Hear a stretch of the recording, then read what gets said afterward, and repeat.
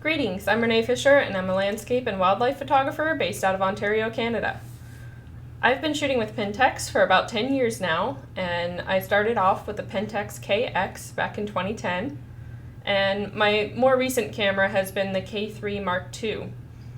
I really like this camera because it's very lightweight and the weatherproofing makes it very durable, and like most people who own this camera, I was very excited about the announcement of the K3 Mark III. And lucky enough for me, I've been able to get a copy of this camera to test out in the field for you guys. So I'll be going over a little bit about what it's like to shoot with this camera.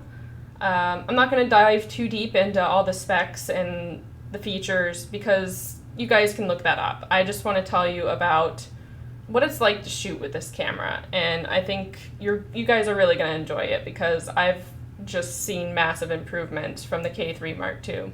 One of my favorite upgrades in this camera has been the optical viewfinder. I really like the way that they've made it more magnified and to give you a clearer viewing angle when you're actually looking through the optical viewfinder. I shoot a lot of handheld, so this is very important to me when I'm looking through the viewfinder that I can actually see which focus points are being activated. And you can even set it up so that you have custom grid overlays that'll flash whenever you obtain perfect focus. So I find this to be a kind of overlooked feature if you shoot a lot on tripod, but if you're a handheld photographer like me, it's extremely valuable to be able to track a bird and have the autofocus actually reliably hold on to that subject for an extended period of time.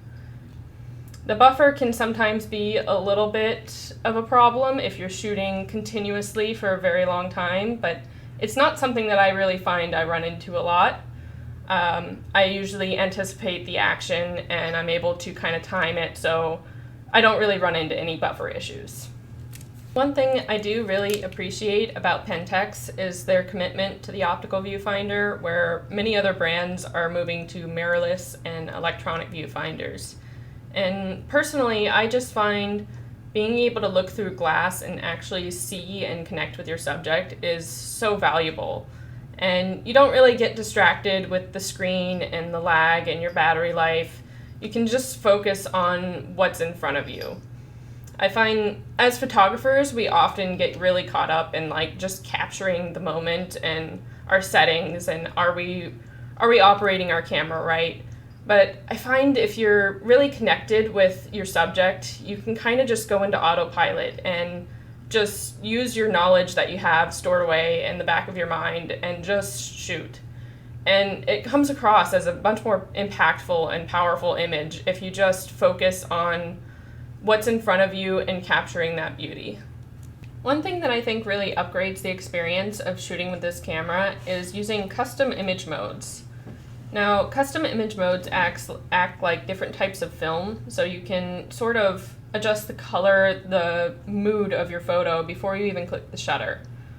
It allows you to adjust the brightness, the contrast, the saturation, and the clarity of your photos before you even hit the shutter button. And I really like this because it allows you to customize your images and put a personal touch on them. So for example, if you really like shooting black and white, you can actually set it so you can get like a moody, low-key, high contrast black and white photo without even going into post-processing. And you can even save it to one of your user functions. You have 5 user functions here, so you have a lot of customization for how you prefer to shoot. And you can just set it and forget it, sort of, and it really cuts down on the editing time, and if you're not really comfortable with editing, it can give your images a little bit more pop and kind of get your message across a little bit more clear. I recently went down to a local park and I was able to test this out a little bit and use some of the custom image modes to create some really unique, moody sort of pictures that have a very different emotion from just shooting straight out of camera with no image adjustments. And I find it's really fun to play with, and I think it's really great that you can go back in afterwards and completely redo the photo if you don't like it. You still retain all of that color information, and it's not something that's like set in stone. It's something you can customize to your needs. Once you actually start to shoot with this camera, you begin to realize all the improvements they've made from the K3 Mark II. The shutter feels very solid and responsive and feels nice in your hands, and the in-body stabilization seems to have improved massively. But most importantly, for a wildlife photographer, the autofocus tracking is a lot more reliable from the K3 Mark II. I'm finding when I'm tracking things like birds, it's very valuable to have the flexibility to set the autofocus hold. So once you obtain focus and the bird flies behind a branch, you still maintain that focus.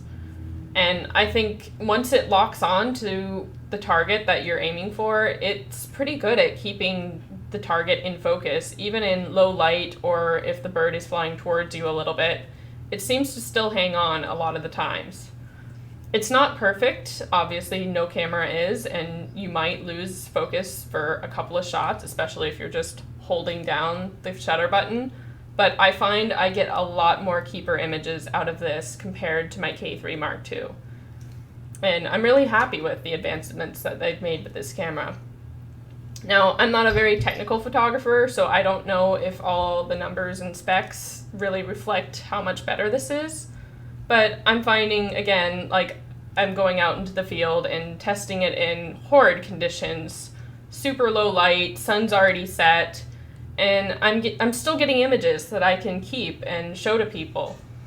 Additionally, I was able to test out a little bit of the in-body stabilization and shake reduction in this camera, and I was actually shocked to find out that I can shoot with my telephoto lens, my 300mm, at speeds of 1/10 and 1/20th of a second and not really have any noticeable blur. And normally this is a lens that I wouldn't go below like 1/300th of a second or 1/200th of a second. And I was able to crouch down and stabilize it enough that I could get a slow water effect with a telephoto lens, which really adds to the versatility of that lens. I'm going to be putting up a few pictures for you guys, and hopefully this can demonstrate the capabilities of this camera even in less than ideal lighting situations. Overall, I think this camera has been an absolute joy to shoot with, and I really enjoy its adaptability to certain situations and the amount of customization that you can feed into this camera. I realize not everybody shoots like me, not everybody's a wildlife and landscape handheld photographer, and that doesn't float everybody's boat, but I think this camera is capable of adapting to whatever style you need it to, and that's one thing that I really enjoy about it.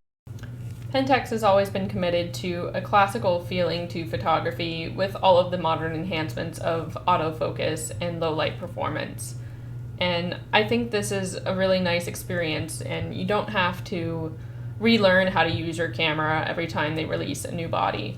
It's very familiar, it's very comfortable, the navigation and the menus, it makes sense, and that's one thing that I've always really enjoyed about the brand. Hopefully this answered a few of your questions about the performance and capabilities of this camera, and I look forward to speaking with you about it again soon. Thank you, and till next time.